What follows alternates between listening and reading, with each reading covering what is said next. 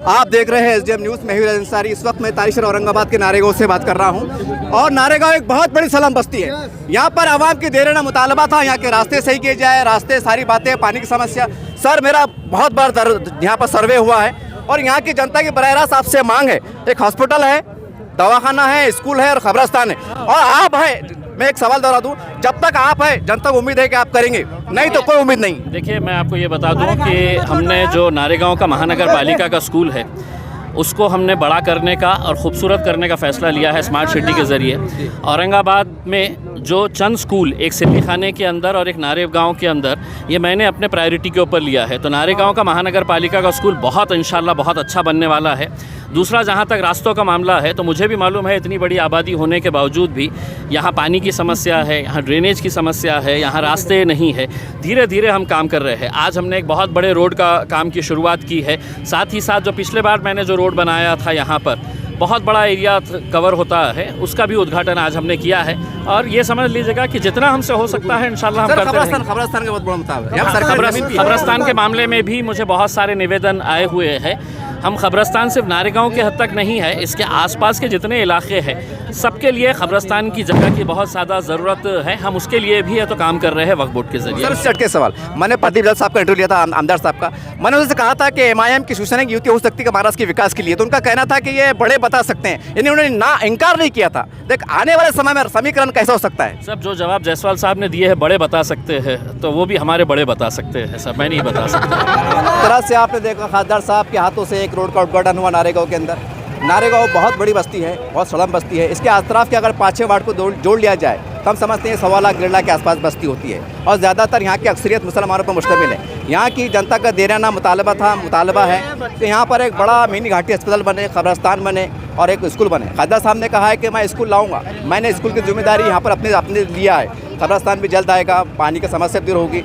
बातों बातों में हमने इनसे सियासी सवाल हमने दागा, एक सियासी सवाल किया कि प्रदीप जायसवाल आमदार शिवसेना के, मैंने उनसे भी सवाल किया था कि साहब महाराष्ट्र को फिरकापरस्त ताकत से बचाने के लिए क्या हो सकता है कि आने वाले समय महाराष्ट्र में एमआईएम शिवसेना की युति हो जाए। तो उन्होंने बड़े इनकार तो नहीं किया था, लेकिन छुपे अंदाज में कहा था कि मैं क्या बता सकता हूं, बड़े बता सकते हैं। और आज वही सवाल मैंने खासदार साहब इम्तियाज जलील साहब से पूछा कि साहब आने वाले समय में महाराष्ट्र को फिरकापरस्त ताकतों से बचाने के लिए क्या मुमकिन है कि शिवसेना और एमआईएम का इत्तेहाद हो जाए, युति हो जाए, एक महाराष्ट्र के विकास के नाम पर, महाराष्ट्र की सुरक्षा के लिए क्या मुमकिन है? तो उन्होंने बड़े मुस्कुराते हुए कहा कि साहब जैसा प्रदीप जायसवाल साहब ने जवाब दिया है मैं भी दोहराता हूँ, हमारे बड़े फैसला करेंगे। यानी कि उम्मीद की जा सकती है कि वैसा भी मशहूर एक कहावत है कि सियासत में कब क्या हो जाए कहा नहीं जा सकता, और नहीं, और सियासत में कोई ना किसका दोस्त होता है ना दुश्मन होता है, खासतौर से मुस्तकिल तौर पे कोई दुश्मन नहीं होता है। तो उम्मीद की जा सकती है कि आने वाले समय में महाराष्ट्र को फिरकापरस्त ताकत से बचाने के लिए हो सकता है कि एमआईएम शिवसेना की युति हो जाए। अगर ऐसा भी होता है महाराष्ट्र के अगर हक के लिए, तो उम्मीद करते हैं कि इससे बड़ा अच्छा शुक्र कुछ नहीं हो सकता है। चलिए और जनता की राय जानना चाहते हैं और किस तरह से काम हो देखते हैं। इस तरह से आपने देखा नारेगांव में खासदार इम्तियाज जलील के हाथों से रोड का उद्घाटन हुआ और इसी चैनल के माध्यम से औरंगाबाद के कई चैनलों ने यहाँ की समस्या को उजागर किया था। यहाँ रास्ते के मसले हैं, लाइट के मसले हैं, पानी के हैं, हॉस्पिटल के, कब्रस्तान के। मैंने स्वयं उनसे बातचीत किया, उन्होंने आश्वासन दिया कि बहुत जल्द हम जो है तो नारेगांव को स्मार्ट सिटी बना देंगे, ये उनका वादा है। और अभी थोड़ी देर पहले आप देख रहे थे, अब हम पहुँचे हैं मतीपीटर के घर पर पहुँचे हैं। आपने देखा बहुत उछल कूद हो रही थी, पटाखे फूट रहे थे, लोग थक चुके थे, धूप का आलम था, पसीना बह रहा था। चलो हमने भी सोचा चलो थोड़ा पानी पी लेते हैं, चाय पी लेते हैं, उसके बाद बातचीत शुरू करते हैं। सर आपका हमारे चैनल में स्वागत है। और बड़े देर के बाद सही, लेकिन बहुत तेज़ी से काम शुरू होने की संभावना है, क्या कहेंगे इसके ऊपर आप? देखिए, आज खासदार इम्तियाज जलील साहब जो है तो नारेगांव के अंदर आए थे। नारेगांव के अंदर जो है तो 2 रोडों का काम जो है तो इम्तियाज जलील साहब की तरफ से किया जा रहा है। मस्जिद का काम ख़त्म हो गया, उम्मे इब्राहिम मस्जिद का काम आज जो है तो खासदार साहब ने उसकी इफ्तिदा की है। इसके साथ साथ जो है तो आज खासदार साहब ने कोहिनूर कॉलोनी के अंदर भी एक रोड का उद्घाटन किया। पिछले जुम्मे में भी खासदार साहब ने जो है तो एक शानूरवाड़ी के अंदर रोड दिया था, उसके बाद जो है तो मिल कॉर्नर में रोड दिया था। मतलब हर जुम्मे के दिन खासदार इम्तियाज जलील साहब किसी न किसी एरिया के अंदर जुम्मे की नमाज अदा करने के बाद में जो है तो एक रोड का उद्घाटन कर रहे हैं। कल कन्नड़ तालुके के अंदर भी खासदार इम्तियाज जलील साहब ने 4 रोडों के उद्घाटन किए थे। इसी तरीके से औरंगाबाद शहर के अंदर भी जो है तो ज़ोरों शोरों से खासदार इम्तियाज जलील साहब की नीति से काम किया जा रहा है।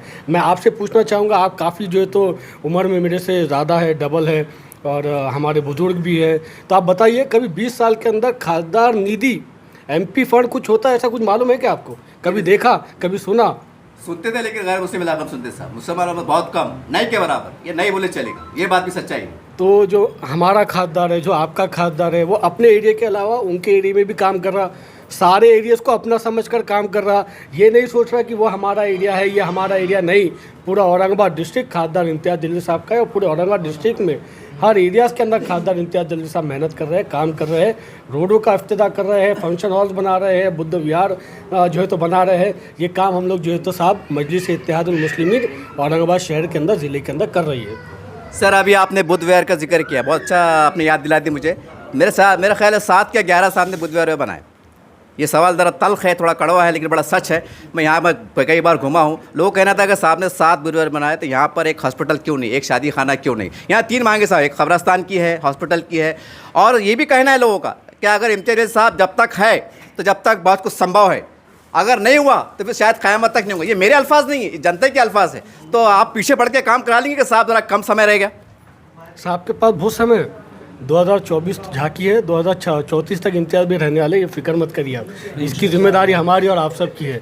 और रहा सवाल नारेगांव के अंदर काम करने का, तो नारेगांव के अंदर हमारी टीम लगातार काम कर रही है। हमारे मतीन पटेल साहब लगातार जो है तो नारेगांव के आवाम के बीच के अंदर मौजूद है और आवाम के हर मसलों के अंदर जो है तो उन्होंने मौजूद रहते हैं, चाहे वो दवाखाने के मामले हो, चाहे पुलिस स्टेशन के मामले हो, चाहे कॉरपोरेशन के मामले हो, जो भी मामले हैं मजलिस इत्तेहादुल मुस्लिमीन का रिप्रेजेंटेशन नारेगांव के अंदर मौजूद है।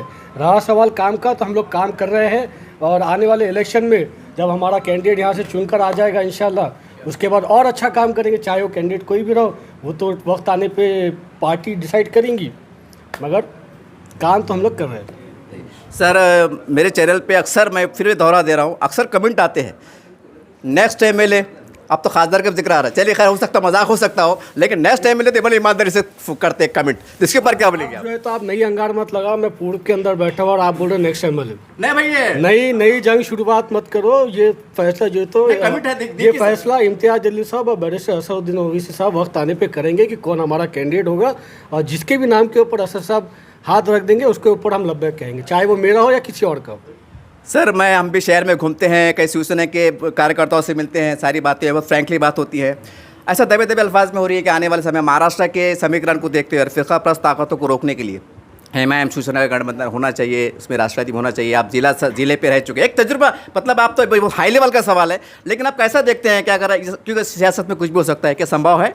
देखिए, ये बातें इम्तियाज़ जलील साहब से आप सवाल करें तो बेहतर रहेगा, असदुद्दीन ओवैसी साहब से सवाल करें तो बेहतर रहेगा, और जो हमारे मजलिस इत्तेहादुल मुस्लिमीन के नेशनल स्पोक पर्सन है बिलाल जलील साहब, उनसे आप ये सवाल करें तो बेहतर होगा। ओके सर, मैं मामूली कार्यकर्ता हूँ सब। नहीं, मैं इसलिए सवाल किया सर, का जवाब नहीं दे सकता। नहीं, एक्चुअली मेरा सवाल करने का मकसद क्या था, क्योंकि कैसे आप भी कार्यकर्ता है, आपने कहा लोगों में टच करते हैं, मिलते हैं, क्योंकि साहब ज़्यादा पब्लिक में जाते हैं लेकिन कम जाते हैं, लेकिन आप ज़्यादा उठते हैं, बैठते हैं, चाय पीते हैं, तो चर्चा होती है, तो आपको कैसा महसूस है कार्य के तौर पर, ऐसा होना चाहिए नहीं होना चाहिए? एक ज़ाती सवाल है। ज़ाती सवाल है तो मेरा ज़ाती जवाब सुनिए। जिस जमात ने, जिस सियासी पार्टी ने मेरी बाबरी मस्जिद को शहीद करने में हाथ रखा था और कहा था कि हमने जो तो बाबरी मस्जिद को शहीद किया है, ऐसी पार्टी के साथ हमारा अलायंस नहीं हो सकता। ये मेरी ज़ाती राय है, बाकी पार्टी की जो है तो राय मुख्तलिफ हो सकती है, मगर जहाँ तक मैं जानता हूँ मजलिस इत्तेहादुल मुस्लिमीन कभी शिवसेना के साथ या BJP के साथ या RSS के साथ नहीं जा सकती। हमारी और उनकी सोच में ज़मीन आसमान का फ़र्क है। हम फ़िरका परस्त ताकतों को, चाहे वो औरंगाबाद शहर में हो, ज़िले में हो, महाराष्ट्र में हो, मुल्क में हो, मेरा सदर फ़िरका परस्त ताकतों से लड़ता रहा है और लड़ता रहेगा, और मैं उनका हाथ मजबूत करता रहूँगा। साहब ने बड़े तल्ख़ जवाब दे दिया था, मेरे ख्याल से वो एशिया एक्सप्रेस के थे आरिफ देशमुख साहब, के शहर पे ज़िला सदर नहीं है, शहर सदर नहीं है, तो बात वो नहीं, जमहूरियत की बात है। और कभी अगर लोग बढ़ जाते हैं तो खासदार साहब को भी कहने की मदद होंगी, तो ऐसा चांसेस है कि आने वाले समय में महीने 2 महीने में कुछ ज़िले पे, शहर पे कुछ नियुक्ति हो जाए?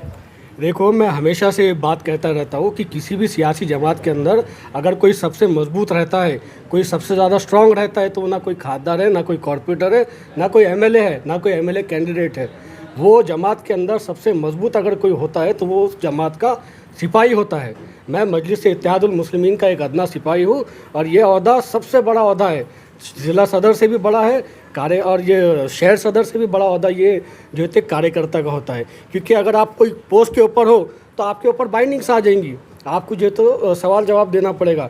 मगर अगर एक कार्यकर्ता जब सवाल करता है तो चाहे पब्लिक रिप्रेजेंटेटिव हो चाहे कोई और हो, उसको उसका जवाब देना पड़ता है। और मैं मजलिस इत्तेहादुल मुस्लिमीन का एक मामूली सिपाही हूँ। और रहा सवाल जो खासदार इम्तियाज़ जलील साहब ने कहा था कि 100 सुनार की 1 लोहार की, तो अल्हम्दुलिल्लाह इसका गवाह तो मैं भी हूँ, आप भी है। 100 सुनार की और 1 लोहार की, 20 साल तक जिसने राज किया उस लोहे को तोड़ा किसने? उस लोहे को मेरे ही सदर, मेरे ही खासदार इम्तियाज़ जलील साहब ने तोड़ा था। और वो औरंगाबाद शहर के ही नहीं, पूरे महाराष्ट्र के हीरो है। आज मजलिस इत्तेहादुल मुस्लिमीन का सबसे बड़ा चेहरा महाराष्ट्र के अंदर और पूरे मुल्क के अंदर असद साहब के बाद, अकबर साहब के बाद अगर कोई है तो वो शख्स का नाम खासदार इम्तियाज़ जलील है। और मुझे गर्व है, मुझे इस बात की खुशी है कि मैं उनके नेतृत्व में एक मामूली कार्यकर्ता की तरीके से काम कर रहा हूँ। मैं करता रहूँगा सब। चलिए अब उनसे मिलते हैं जिनके वार्ड में ये विकास के काम की शुरुआत हुई। इनका नाम बतीन पटेल साहब है। बहुत कम बोलते हैं लेकिन काम ज़्यादा करते हैं, ये इनकी पहचान है। सर आखिरी में दो अल्फाज क्या है बोलना बोल दीजिए। जो आवाम की बहुत ज़्यादा तकलीफ़ थी, खासदार इम्तियाज़ जलील साहब को नारेगांव की आवाम के ओर से, सभी नारेगांव के आवाम के ओर से बहुत बहुत शुक्रिया करते हैं हम सब नारेगांव के आवाम खासदार इम्तियाज़ जलील साहब को। देखिए सर, एक सवाल कर लेता हूँ, टिकट किसको मिलेगा नहीं मिलेगा बात की बात है, लेकिन ये उम्मीद कर सकते हैं आने वाले समय में इमाम सियाह की पार्टी यहाँ का कैंडिडेट निकलेगा? इंशाल्लाह 101 टक्के लिख लेंगे। Thank you.